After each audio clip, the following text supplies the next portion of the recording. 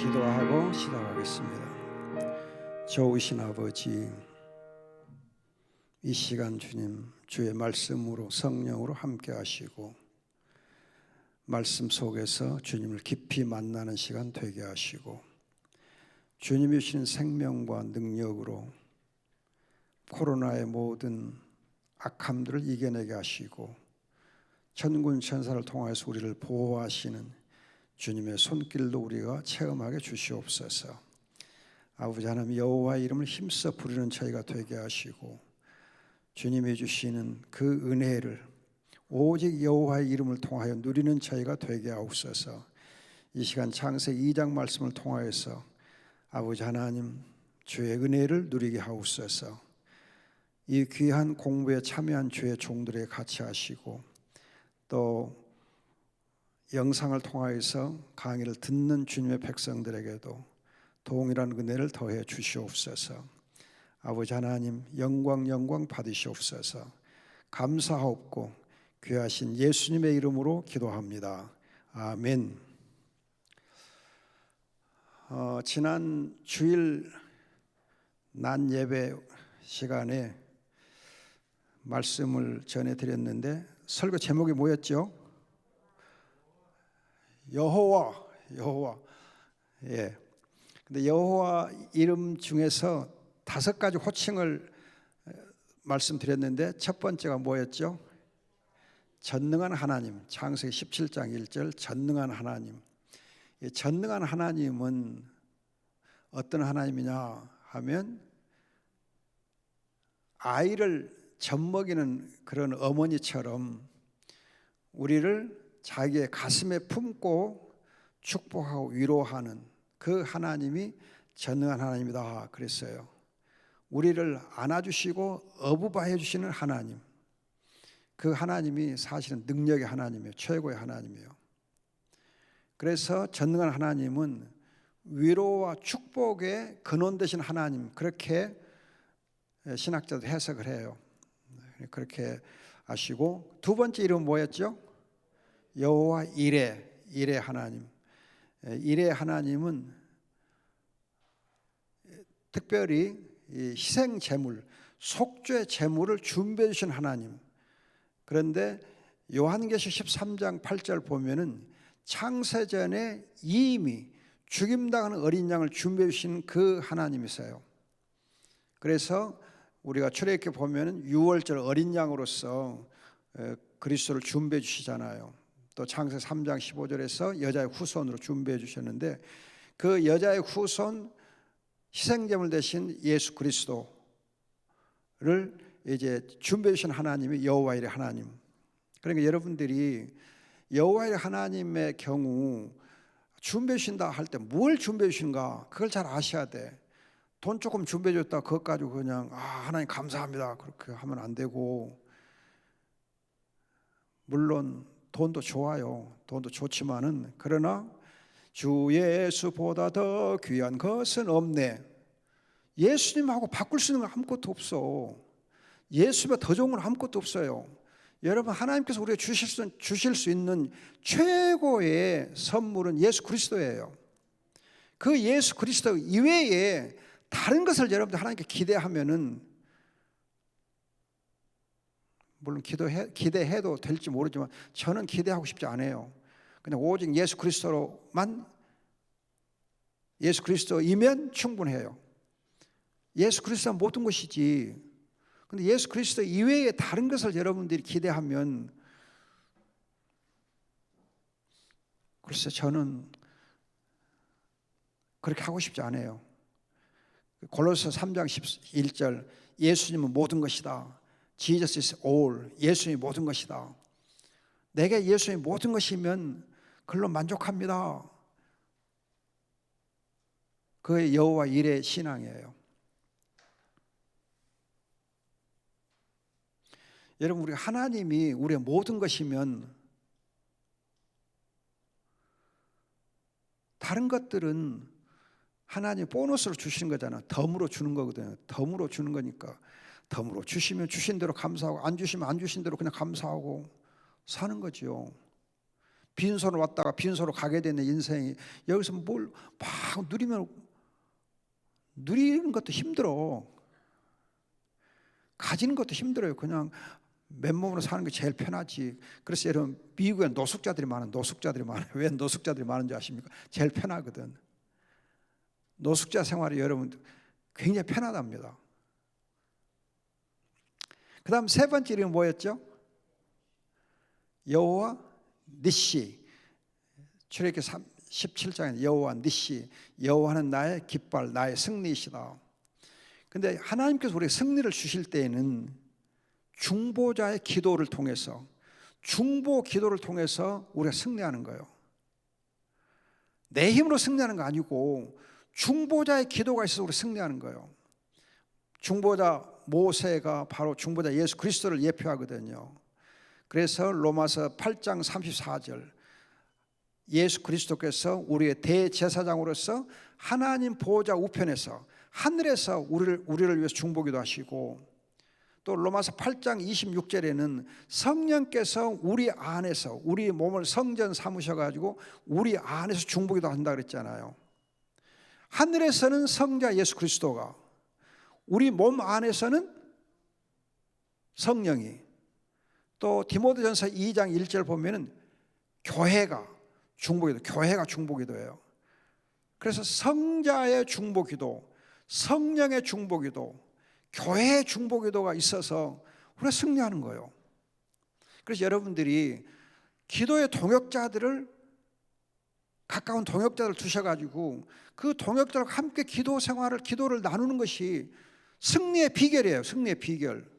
나 혼자 기도 잘한다고 해서 좋은 거 아니에요. 여러분,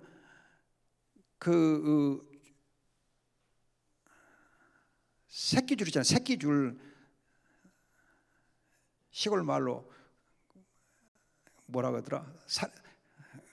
잊어버렸는데 새내기인가 뭔가 새끼줄 있잖아.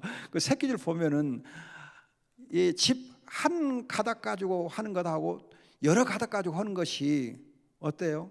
두 겹, 세 겹줄은 잘 안 끊어진다 그러잖아요. 그런 것처럼 세 겹의 중보기도가 있으니까 우리가 승리하는 거죠. 그럼 나 혼자 중보기도 하는 것하고 여러 사람도 같이 중보기도 하는 것도 다르잖아요. 그래서 여러분들이 가능하면은 중보기도팀, 또 함께 기도하는 동역자들을 많이 두시는 것이 지혜예요. 그것도 믿음이고.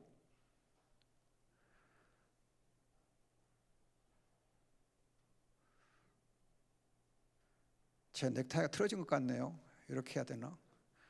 이상하다. 이렇게?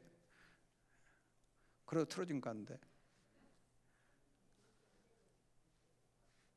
오, 됐다. 미안합니다. 그래서 여러분들이 성자 예수 그리스도는 하늘에서, 성령님은 우리 몸을 성전 삼아서 우리 안에서, 우리는 교회 안에서도 같이 중보기도 하니까 그 중보기도를 통해서 우리가 승리하는 거예요. 창세기 18장 롯이 중보기도 할 때에, 아브라함 중보기도 할 때 롯이 구원받잖아요.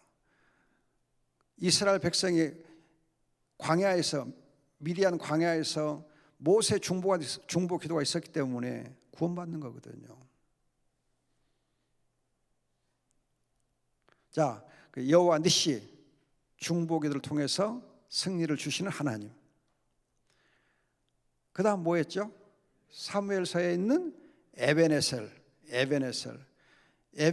하나님은 금식하고 회개할 때에 승리를 주시는 하나님. 금식 회개하고 정말 하나님 앞에 무릎을 꿇을 때에 우리에게 힘이 되어주시고 도움이 되어주시고 승리하게 하세요.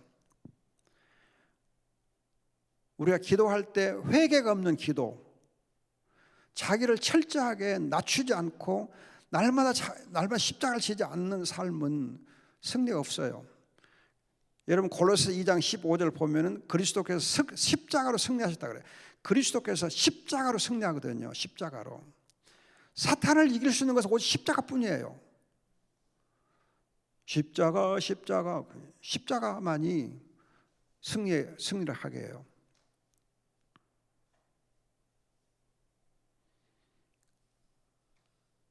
그래서 우리가 십자가로 행할 때에만 하나님 우리 힘이 되어 주시고 또 승리할 수 있습니다. 그래서 사도 바울은 고린도서 2장 2절, 갈라디아서 6장 14절에서 오직 십자가 못 박힌 그리스도, 또 그리스도의 십자가만을 자랑하고 힘입었습니다. 또 여러분들이 마지막 이제 다섯 번째는 뭐였죠? 임마누엘. 이사야서 7장 임마누엘. 여러분, 이 임마누엘의 이름은 하나님 우리 함께 하신다는 뜻을 가지고 있는데, 마태복음 1장 여러분들 21절로 23절을 보면은 예수 임마누엘 그렇게 이름이 되어 있어요. 이름 순서가 그렇게 되어 있어요. 무슨 말이냐? 예수 자기 백성을 죄에서 구원할 자다. 즉 예수님께서 우리의 죄를 해결해 주실 때에 그 예수님께서 우리와 함께 하시는 거예요. 하나님과 함께 하시는 거예요.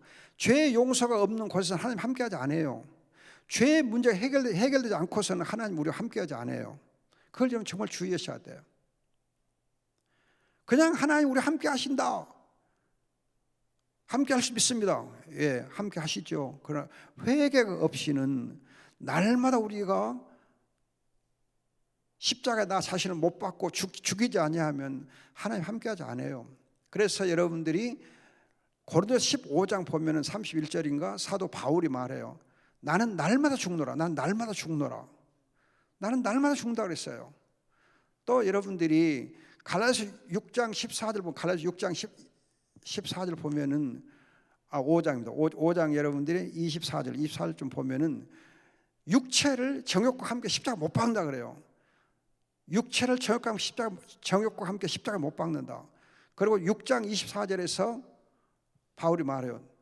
내가 세상에 대해서 십자가 못 박겠고 세상이 또 나에 대해서 십자가 못 박겠다. 나는 세상에 대해서, 세상은 나에 대해서 십자가 못 박겠다. 십자가에 날마다 내가 못 박힘으로 말미암아서 하나님 우리 함께 하시는 거예요.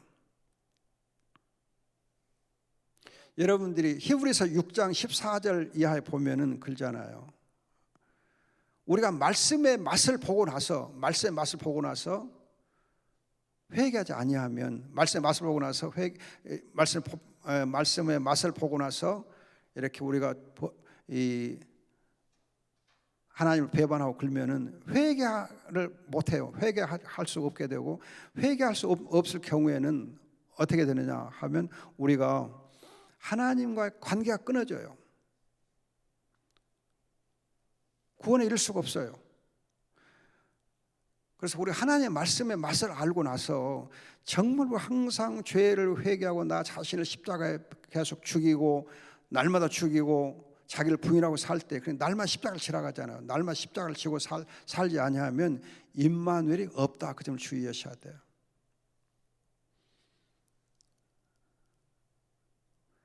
우리는 하나님께서 그냥 무조건 나와 함께 하신다, 임마누엘 무조건 하게 돼 있다 생각하는데, 죄 문제를 예수님께서 해결해 주시기 때문에 우리가 함께 하시는 것이지, 죄 문제 해결되지 아니할 때는 안 되는 거예요. 예수님께서 십자가상에 죄 문제 해결해 주셨어요. 해결해 주셨는데, 예수님이 해결해 주셨지만, 예수님이 해결해 주셨어요. 십자가에서 이미 해결해 주셨어요. 하나님은 십자가를 통해서 십자가에서 예수 그리스도를 통해서 하실 일을 다 하셨어요. 하나님은 다 하셨어요. 대신 우리에게는 할 일이 남아 있어요. 그걸 주의하셔야 돼. 하나님은 하실 일을 다 했어. 그래서 다 이루셨어. 구원을 다 이루셨어요. 성취해 주셨어요. 그럼 우리가 이제는 할 일이 남았어요. 믿고 회개해야 돼. 믿고 회개하는 일 우리가 해야 돼요. 하나님이 우리를 의롭다 선포해 줘요. 하나님이 우리를 죄에도 죽게 해 주셨어요. 십자가에 못 박혀 죽게 했어요. 그러면 의롭다 칭함을 받았으면 의로운 삶을 또 살아야 돼. 하나님이 선포해 주셨어. 하나님 하실 일을 하셨어요. 내가 할 일이 있어요. 의롭게 살아야 돼요. 죄에 대해서 우리를 죽게 하셨어. 죄를 해결해 주셨어. 그럼 우리가 거룩하게 살아야 돼. 그래서 하나님께서 내가 의로우니 너도 의로워라. 내가 거룩하니 너도 거룩해라 하시는 거죠. 근데 우리는 정말 오해를 많이 해요. 하나님이 다 하셨으니까 난 할 일이 없다 생각하는 거예요. 하나님이 다 하셨으니까 다 이루셨어요. 여러분 요한복음 19장 30절 좋아하셔. 그것만 알면 안 된다는 거예요. 나 답답해요. 여러분들 보면은 그것만 알고 다 됐다는 거예요. 하나님이 다 이루셨으니까 다 됐다는 거예요. 내가 할 일은 하지 아니하고, 하나님이 내게 주신 본분을 하지 아니하고, 내게 하라고 하는 일은 하지도 아니하고, 다 됐다고만 생각하는 거예요. 여러분들이 요즘 우리 국가가 하는 거 보면은 그냥 전부 그냥 국가에서 다 해줘, 국가에서 다 해줘. 그러니까는 백성들은 우리 할 일이 없는 것처럼 생각해요. 그래서 여러분 옛날에 케네디 대통령이 한 유명한 취임 연설 있잖아요. 국가가 당신을 위해서 무엇을 할 것인가를 요구하지 말고 이제는 국가를 위해서 당신이 할 것이 무엇이 있는지를 생각해 보라 그러잖아요. 하나님께서 우리를 위해서 다 하셨어. 우리가 하나님 앞에서 할 일이 무엇인지를 생각해야 돼요.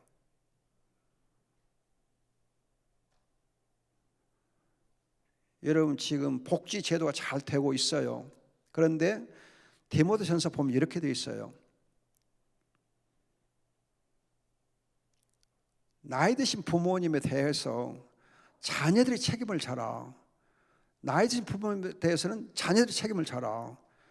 교회가 책임지지 하지 말아라. 교회가 책임지게 하지 말아라. 교회가 할 일이 따로 있다. 교회가 할 일이 더 많이 있다. 자식 노릇을 해서 부모를 섬겨서 그래야 마땅하다는 거예요. 지금 우리는 국가가 또는 교회가 그냥 이렇게 이 모든 나이 드신 분들을 다 그냥 책임져라 그렇게 해 나가거든요. 그러니까 요양병원에 있는 분들이 조사원이 다 그럴 것처럼 보이는데 사실은 요즘 요양병원 여러분 그냥 코로나가 너무 심해가지고 힘들잖아요. 예, 미안합니다. 하여튼 여러분들 그 여호와 이름 부르는 것 5가지 꼭 기억하시고 그 이름을 잘 알고 부르면은 사도행전 2장에 보면 주의 이름을 부르는 자는 구원을 얻으리라. 하나님께서 우리와 함께 역사해 주십니다. 자, 지난 시간에 창세기 1장과 2장 조금을 공부하셨는데 보면 인생의 목적이 무엇이뇨 할 때 하나님께 영광 돌리는 것과 사람의 행복. 여러분들이 우리가 이제 그 웨스턴 신앙 고백서 보면은 인생의 제일 되는 목적이 무엇이냐 할 때 하나님께 영광을 돌리고 그를 영원토록 충만하게 즐기는 것이다. 영원토록 충만하게 즐기는 것이다. 즐긴단 말이 무슨 말이냐면 하나님 즐김으로 내가 행복하다는 뜻이에요. 행복하다. 그러니까 여러분 인생의 제일 목적은 하나님께는 영광이요 나는 행복을 누리는 것이요. 내가 행복하면 하나님이 영광되고 하나님께 영광되면 내가 행복하고 그래서 영광 행복은 동전의 양면과 같아요. 여러분들이 정말 인생의 제일 큰 목적에 대해서 분명히 그 뜻을 개념을 아셔야 돼. 개념을 아셔야 돼. 이걸 알면 이 개념만 알면 제가 늘 얘기하잖아요. 개념만 알면 우리 신앙생활이 굉장히 즐거워요. 재밌어. 내가 매일 기쁘게 그냥 내가 매일 기쁘게 살 수 있어요. 하나님께 영광 돌린다. 영광 돌린다는 말은 하나님을 찬양하는 거.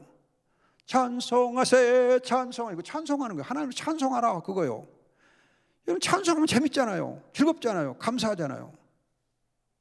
저는 우리 찬양대 이렇게 와서 찬양 연합찬양 딱 서면 너무 보기 아름다워요. 그냥 난 찬양 잘하는 사람 보면 너무 이뻐요. 그냥 황홀하게 좋아요. 찬양 팀만 이렇게 봐도 그냥 할렐루야 그냥 감사해요. 제가 찬양 너무 음치 박쳐가지고 그래도 하여튼 찬양을 좋아해요. 여러분들이 아침에 개인 기도 시간 갖잖아요. 개인 묵상 시간 가질 때에 말씀 보기 전에 꼭 찬양을 한 한 장, 두 장 이렇게 해보세요. 찬양을 꼭, 그것도 소리 내서. 마음에 가득한 의심을 버리고, 그렇지. 혼자서라도 소리 내 찬양은 참 중요해요. 그래서 하나님을 찬양하고, 그래서 이사야서 43장 7절 21절이 하나님을 찬양하고 그 뜻이에요. 고린도서 10장 31절도 하나님께 영광을 돌리고 하나님 찬양하고, 찬양과 감사 돌리는 것. 그래서 여러분 미안합니다. 로마서 1장 20절에 보면은 우리가 하나님께 감사와 찬양을 돌려야 되는데 밀어내가지고 감사 찬양을 안 돌린다 그러잖아요. 그게 죄예요. 감사와 찬양을 돌리는 것이 인생의 제일 목적이요. 그래서 하나님을 즐거워해, 하나님을 만족해. 하나님은 다 돼. 하나님 내 모든 것입니다. 그게 바로 행복이요. 제가 칼빈의 신학에서 잠깐 언급해드렸듯이 칼빈은 정말 건강이 안 좋았어요. 엄청 건강이 안 좋았어요. 무지무지가 안 좋았어요. 그냥 머리에서 발끝까지 그냥 몸이 성한 데가 없었어요. 그런데다가 결혼을 했는데 4년 조금 지나서 부인이 아이를 낳아요. 그런데 낳자마자 4일 만에 아기가 죽어. 그리고는 그것도 자기 부인이 산후조리가 잘 안 돼가지고 아기 낳고 나서 병상에서 못 일어나요.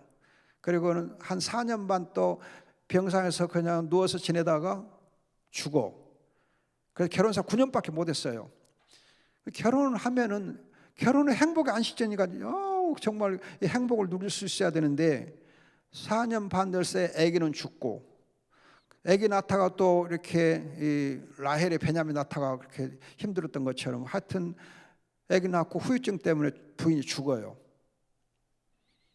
그러면 여러분 건강 잃었지, 자식 잃었지, 자기 아내 잃었지. 그럼 엄청난 걸 잃었잖아요. 엄청나게 잃었잖아요. 그런데 칼빈은 인생의 제일 큰 목적이 무엇이냐? 하나님께 영광을 돌리고 감사하는 것이고 하나님으로 만족하고 즐거워하는 것이다. 세상적으로 모든 걸 잃은 것처럼 보이는데도 불구하고 칼빈은 감사하고 하나님으로 만족하고 즐거워했어요. 그러면서 칼빈의 신학의 핵심은 아버지 사랑. 아버지는 나의 모든 좋은 것의 근원이다. 아버지는 모든 선함의 근원이다. 여러분 이제 시편 103편 보면은 하나님의 모든 은택을 잊지 말지어다 그러잖아요. 모든 은택을 잊지 말지어다. 하나님의 모든 은택을. 그래서 제가 가끔 조은택 목사한테 그래요. 은택 목사, 좋은 은택 목사, 이름 참 잘 지어졌던 좋구만 그러고 놀리는데, 여러분 하나님의 모든 좋은 것에 원천 되세요. 그래서 칼빈은 오직 하나님 아버지의 사랑이 십자가의 그리스도를 통해서 나타났는데 그것이면 만족하다. 거기서부터 모든 좋은 것들이 흘러나온다. 그냥 하나님의 자녀로서 누리는 그 신령한 복들에 인해서 그냥 그는 칼빈은 감사하면서 하나님의 영광, 그리고 나는 행복해 그랬어요. 인간을 보면 다 잃었어요. 인간적으로 보면 다 잃었어요. 건강도 잃었어, 자식도 잃었어, 마누라도 잃었어. 그보다 더 뭘 더 많이 잃었어요. 욥이 여러분 그랬잖아. 자기 자식들 잃고 막 재산 잃고 했어도 하나님을 감사했거든요. 이게 인생의 목적이요. 그래서 여러분 신명기 33년 29절에 이스라엘 백성 너희는 행복한 자다. 시편 1편 1절 말씀을 묵상하는 자가 복이 있다. 행복하다. 시편 73편 28절 여호와를 가까이 하면 내게 행복이다. 마태복음 5장 3절 그 영이 가난한 자는 행복하다 되어 있어요. 성경은 이렇게 우리가 행복하다는 것을 굉장히 많이 강조해요. 그런데 이 행복이라는 단어를 전부 우리 성경은 복이 있다, 복이라고만 해놔요. 행자를 빼고 복이 있다 이렇게 해놓으니까 행복이라는 개념이 우리가 얼른 안 오는데 사실 다 행복하다고 번역해야 돼요. 행복하다 그래요. 그래서 최근에 여러분 번역된 성경들은 행복하다 번역을 해놓은 책들도 있어요. 우리말 성경들도 행복하다 번역해 놓아요. 자, 이렇게 여러분 우리가 영광과 행복을 누릴 수 있는 것은 우리의 신분과 권세가 하나님 나라의 이 권세를 우리가 누리기 때문에, 하나님 나라의 권세를 누리기 때문에 영광 돌리고 행복하는 거예요. 여러분, 우리가 하나님 나라 그러면 추상적으로 생각하면 안 되고, 자 보세요. 대한민국 그러면 대한민국, 우리는 대한민국의 백성이요. 그리고 백성으로서 이곳에서 그냥 이렇게 감사의 삶을 살고 행복한 삶을 살고 안정된 삶을 살고, 그것이 바로 대한민국의 백성을 누리는 거예요. 그 권세예요. 권세. 대한민국을 내가 누리고 있는 거예요. 대한민국 백성은 내가 삶을 누리고 있는 거예요. 그런 것처럼 하나님께 영광 돌고 하나님이 주시는 행복함을 누리고 있으면 그게 바로 하나님 나라의 어떻게 보면 권세예요. 그러니까 여러분들이 항상 우리의 삶을 하나님의 나라와 연결돼서 생각이 참 중요해요. 연결지어서 우리의 모든 삶을 다 하나님 나라와 연결을 지어. 여러분, 우리의 일상생활을 다 대한민국 백성으로서 누리는 것처럼 우리가 지금 하나님으로 영적으로 누리는 모든 삶의 복을 하나님 나라와 연결돼서 생각하는 것이 중요해요. 하나님 나라를 따로 생각하지 마시고, 하나님 나라는 좀 멀리 있는 어떤 걸 생각하지 마시고, 그냥 천국 가서 누리는 하나님 나라 그것만 생각하지 마시고, 죽어서 가는 나라만 생각하지 마시고, 이 땅에서 예수 그리스도와 함께 누리는 모든 삶이 하나님 나라의 삶이다, 그렇게 여러분들이 생각하시면 좋아요.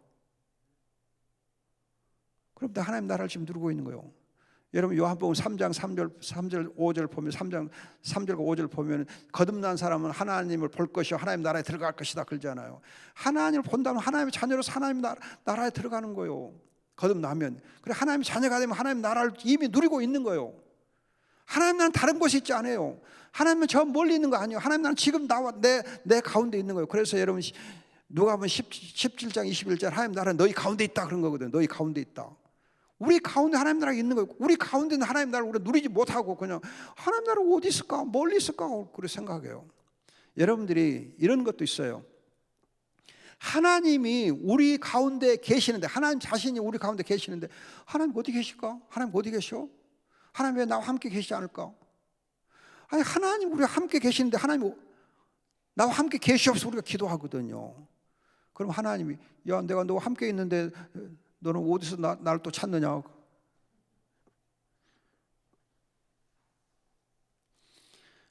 우리가 참 어떤 데 보면요, 우리 신앙생활은 너무 겉돌아. 너무 겉돌아요. 겉돌아.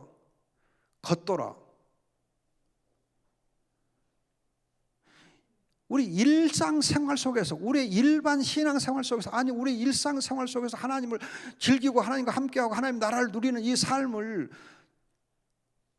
우리가 살고 있는데도 불구하고 그걸 알지 못하고 있는 거예요.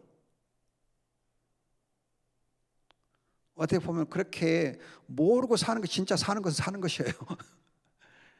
여러분들이 대한민국 백성으로서 나 대한민국 백성이야 그렇게 그냥 이렇게 의식하고 사는 것보다도 그래 나는 잘 살고 있어 하고 잘 사는 것도 잘 사는 거죠. 진짜 여러분들이 하나님과 함께하는 삶은 그냥 하나님이 나와 함께 계신다 그걸 의식하지 않고서도 하나님과 함께 사는 것, 하나님을 특별히 의식하지 않고 하나님과 함께 사는 것, 그거 진짜 사는 거예요. 애들이 부모님 내 옆에 있다, 눈에 보이면 있는 것 같고 안 보여도 그냥 있다 생각하고 사는 것하고, 항상 그냥 부모님은 나 항상 있다 생각하고 사는 애들이 부모님 눈에 보이든 안 보이든 눈앞에 있든 없든 관계없이 그냥 항상 부모님 계신다 생각하고 계시는 것처럼 사는 거. 그래서 여러분, 우리 그러잖아요. 고린도후서 5장 보면 우리가 보지 아니하고 믿음으로만 산다 그래요. 하나님을 보지 아니하고 믿음으로 산다 그래요. 믿음으로. 보지 아니하지 믿음으로 산다. 창세기 1장에서 신부는 왕, 시간과 공간을 잘 선용함으로 하나님께 영광을 돌리고 자연 만물을 관리하는 가운데 하나님의 선하심을 맛봄으로 행복을 누리는 것, 이거 왕의 힘과 권세다 그랬어요. 그래서 여러분들이 여기 보면 시간과 공간 그리고 자연 만물을 우리가 잘 사용하고 또 잘 누리는 것이 바로 하나님께 영광되고 행복한 거예요. 그래서 여러분들이 제가 가끔 말씀드리는데 짐승들을 보고서도 이쁘다, 즐겨.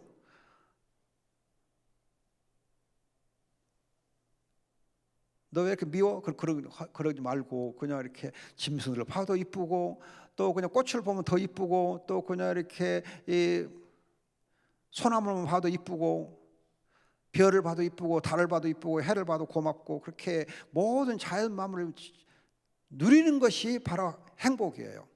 거기서 하나님과 함께 하시면 누려야 돼.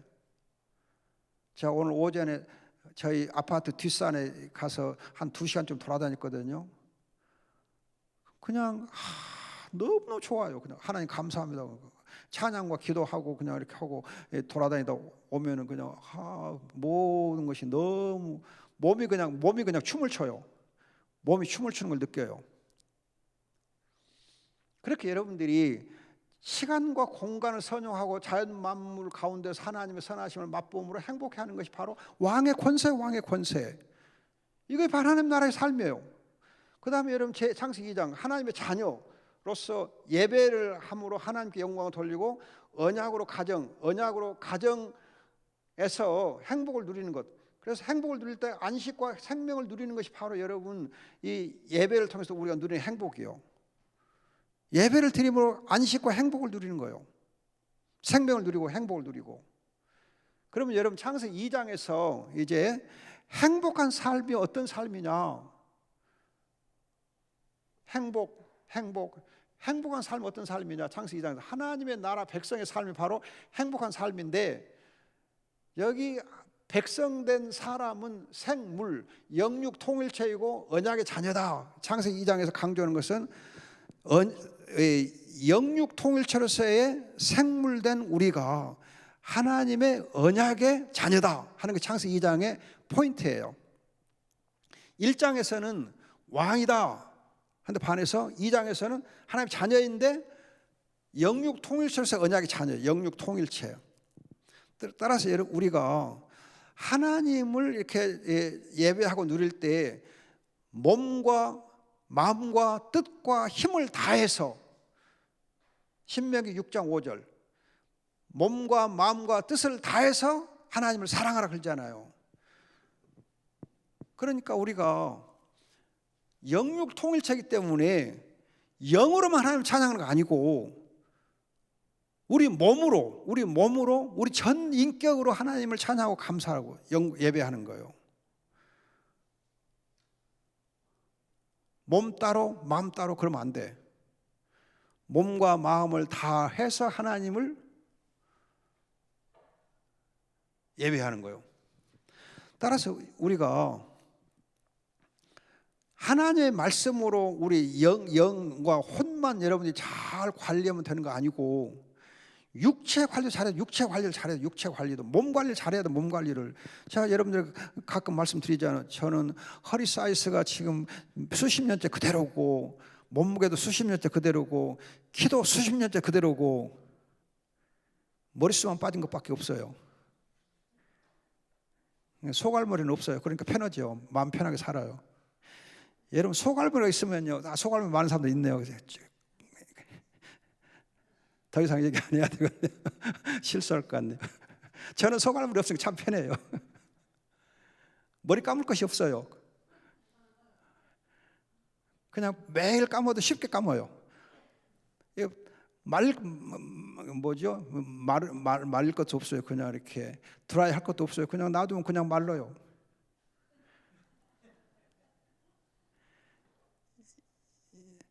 미장원에 가도 10분이면 머리 깎아요. 오늘도 10분이면 깎았거든요. 또 이발해서 싸요. 6,000원밖에 안 달라고 그래요. 빨리 깎으니까. 또 이발도 별로 깎을 거 없으니까 한 2달에 한 번씩 가요. 자주 안 가요. 가끔 가요. 어쩌다 가요. 어쩌다 가도 6,000원밖에 안 받더라고요. 농담 같지만 여러분들이 우리 몸 관리를 잘해야 돼요. 몸 관리를 잘해야 돼요. 그래야 건강한 육체에 건강한 정신이 있는 것처럼 건강한 육체와 건강한 영혼이 같이 가게 돼 있어요. 여러분들이 대체적으로는 건강을 잃으면 영적 침체가 와요. 건강을 잃으면 영적 침체가 와요. 그러다가 간신히 침체를 벗어나 기도하고 찬송하고 그냥 뭐 말씀 묵상하고 그냥 어거지 부려갖고 회복을 해. 근데 여러분 건강한 사람은 그냥 쉽게 하나님 감사하고 찬양하고 그냥 여기 예배도 잘 드리고 하잖아요. 몸이 약해진 사람은 정말 이 영적으로 회복하는데 시간이 많이 걸려. 물론 하나님 깊이 만나는 복은 있어요. 건강 안 좋으신 분들이 하나님 깊이 체험한 것도 있어요. 그러나 여러분 건강한 사람은 얼른 보면 깊이 체험한 것 같지 않지만은 그러나 하나님을 오히려 그냥 풍성하게 누리는 거 있어요. 풍성하게. 일장 있어요. 다 하나님이 각각 주신 은혜가 있지만은 그래도 건강한 가운데서 하나님을 풍성하게 누리고 그냥 사는 것 좋잖아요. 자, 그래서 영육 통일체로서 우리 언약의 자녀이다. 그래서 창세기 1장에서는 하나님이라는 호칭이 강조되는 데 반해서 창세기 2장에서 여호와라는 호칭이 강조됐다 그랬잖아요.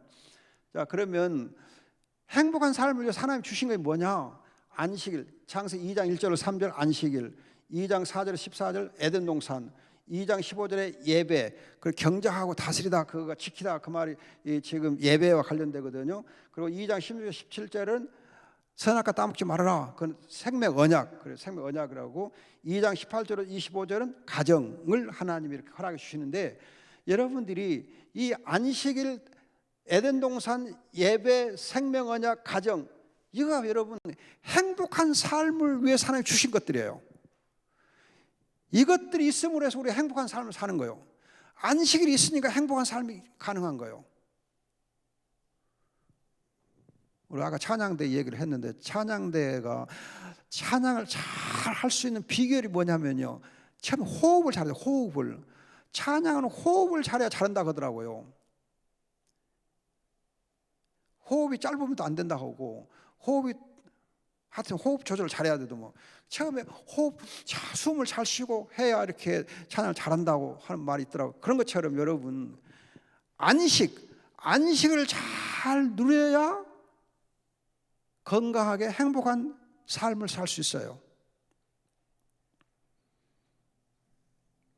잘 쉬는 사람이 건강하게 하루를 살 수 있어요. 쉴 줄 아는 사람이 일을 잘하는 거예요. 쉴 줄 모르는 사람은 일을 못해요. 왜? 지쳐가지고. 그래서 안식일에 하나님 주신 안식을 누리는데 마태복음 11장 28절 보면 예수님께 그러잖아요. 수고하고 무거운 짐 진 자들아 다 내게 오라. 내가 너에게 안식을 주리라. 그래서 12장 8절에 내가 안식일의 주인이다 그래. 안식일의 주인이다. 예수님께서 안식일의 주인으로서 우리에게 안식을 주시길 기뻐하셔. 죄의 문제를 해결하신 예수님께서 안식을 주셔요. 여러분들이 안식일을 지키는 것이 중요하냐, 안식일을 누리는 것이 중요하냐? 바리새인들은 안식일을 문자대로 지키는데 엄청 마음을 썼어요. 근데 예수님은 자기가 안식일의 주인이니까 그 안식일을 누리는 거예요. 안식일을 누리는 거예요. 여러분, 우리가 주일을 지키려고 그냥 문자로 지키려고 애를 쓸 것이 아니고, 주일날 예배하고 감사하고 또 우리 성도들과 함께 교제하면 즐겨야 돼. 근데 여러분 보면은 주일 성수를 하고 나서 피곤해갖고 월요병에 걸리면 안 돼. 지금 많은 중직자들이 월요병에 걸려, 월요일병에 걸려. 여러분, 교회에서, 제가 목사로서 이런 말을 하기는 좀 그러는데, 교회에서 직분을 너무 많이 맡는 것, 그 주일날 여러 가지 일을 너무 많이 맡는 것은, 여러 가지 일을 막 맡는 것은 좋은 거 아니에요. 저는 그거 반대해요. 한 가지를 두 가지만 맡아. 혼자서 다 맡지 말어. 나눠서 맡아. 나눠서 이 사람 저 사람 나눠서 같이 맡아. 개척교회 같으면 혼자서 여러 가지 맡아야 돼. 근데 여기 우리 예일교회는 중직자가 많지 않아요. 서로 이렇게 일을 나눠서 맡아야 돼요. 찬양도도 맡아서 오고, 나눠서 맡고, 주일학교 선생도 나눠서 맡고, 그냥 혼자서 다 짐을 지고 끙끙대지 말고, 수고하고 무거운 짐을 혼자 다 지지 마. 예수님께 맡기고 또 다른 사람 맡길 줄 알고 그래야 돼요. 맡길 줄 아는 것이 바로 믿음이에요. 그 형제 사랑이고. 내가 안 하면 다른 사람이 그냥 하는 것은 시원찮다 그렇게 생각하면 안 돼. 시원찮아도 괜찮은 거예요. 그러다가 또 이렇게 잘 발전하거든요. 시원찮다 하다가 나중에 뭐 시원하게 잘해. 그러니까 그럴 것을 믿고. 그다음 에덴 동산. 에덴 동산은 하나님의 성소, 하나님의 임재하는 성소예요. 교회가 하나님의 에덴 동산이거든. 그래서 성소, 하나님의 임재. 여러분 요한복음 1장 14절은 예수 그리스도 자신이 바로 하나님의 성전이요. 그의 몸이 성전이요. 그리고 고린도서 3장 16절은 우리 교회가 우리 성도들이 바로 성전이요. 고린도후서 6장 16절 18절도 우리 몸이 성전이다 그래요. 교회가 성전이요. 교회에 하나님이 임재해 계셔요. 우리 가운데 하나님이 임재해 계세요. 이게 복이요. 복이에요. 여러분들이 내 안에 계시는 하나님은 잘 눈에 안 보여. 그런데 상대방 안에 있는 하나님은 잘 보여요. 바로의 눈에, 여러분 창세기 41장 보면 바로의 눈에 뭐예요? 요셉 안에 하나님 계신 게 보여. 또 여러분 그 창세기 24장도 보면은 아비멜렉 눈에 이삭 안에 하나님 계신 게 보여. 내 안에 계신 하나님이 내 눈에는 잘 안 보여요. 그런데 다른 사람이 내 안에 계신 하나님은 보면 잘 보여. 여러분 자기 얼굴 보여 안 보여? 자기 눈에 자기 얼굴 보여 안 보여? 자기 눈에 자기 얼굴 보여 안 보여요?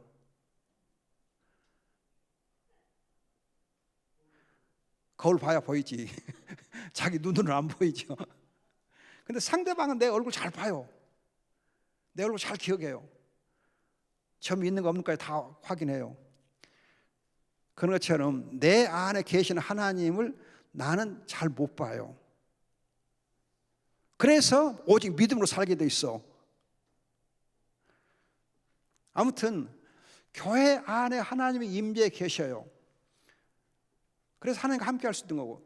예배, 창세기 2장 15절에 경작하라 그 말은 예배하라는 단어거든요. 또 지켜라 그건 말씀에 순종해라 그런 단어예요. 그래서 섬김과 순종을 함으로 우리가 행복한 거예요.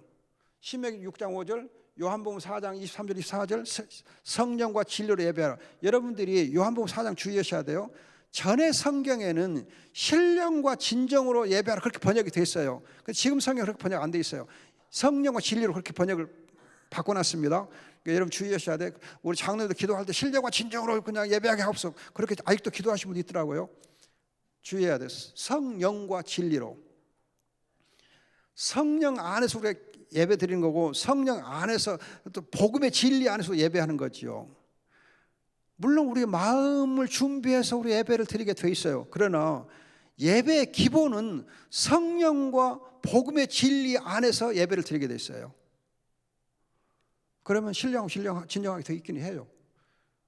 그 다음이요. 그 다음이고 기본은 성령과 진리로. 그 다음에 여러분들이 2장 16절 17절은 선악과 따먹지 말라 그 말은 하나님이 우리에게 생명 언약을 맺어요. 생명 언약을. 여러분들이 제가 가끔 말씀드리는데 헬라 사상 즉 서구 사회는 계약사예요. 그 계약이란 말을 좋아해요. 계약이란 말을. 그냥 그 사람들 그냥 이해관계를 막 따져. 이해관계를 따져 계약을 좋아해요.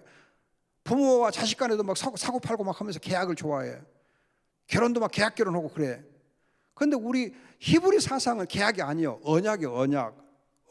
언약은 사랑으로 하는 사랑으로 맺어진 관계는 언약이에요. 그래서 부부 관계 언약 관계예요. 부모와 자녀의 관계 언약 관계예요. 계약 관계 아니에요. 계약 관계 아니요. 그래서 여러분 성경에서 우리가 정말 계약이라는 걸 쓰면 안 돼요. 신학적으로 계약이라는 걸 쓰면 안 돼요. 우리 지금 이면 계약이라는 많이 쓰고 있는데 그 신학적으로 틀린 말이에요. 그 말 쓰면 안 돼요. 사실 여러분 이면 계약이라는 말 너무 많이 쓰고 있는데 이면 계약은 안 좋은 계약을 이면 계약이라고 해요. 여러분 이면 계약을 할 때는 안 좋은 계약이에요. 정상적인 계약이 아니고 뒤로 그냥 남 모르게 하는 계약을 이면계약을 하잖아요.